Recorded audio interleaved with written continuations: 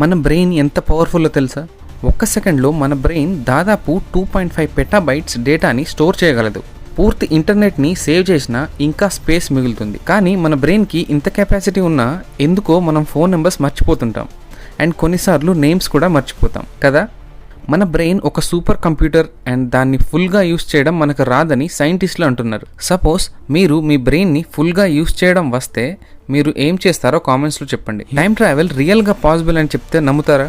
Albert Einstein theory ప్రకారం ఒక warm whole ద్వారా టైం ట్రావెల్ చేయవచ్చు. స్పేస్లో 2 పాయింట్స్ని కనెక్ట్ చేసి ఈ వార్మ్ హోల్ ద్వారా ఫ్యూచర్ లేదా పాస్ట్కి వెళ్ళొచ్చు థియరిటికల్గా. కానీ ఇది ప్రాక్టికల్గా సక్సెస్ అవ్వలేదు. ఇంకో థియరీ ఏంటంటే మనం లైట్ యొక్క స్పీడ్తో ఈక్వల్గా ట్రావెల్ చేయగలిగితే ఇది పాసిబుల్ అని చాలా థియరీస్ ఉన్నాయి. మీరు టైం ట్రావెల్ చేస్తే ఎక్కడికి వెళ్తారో కామెంట్స్లో చెప్పండి.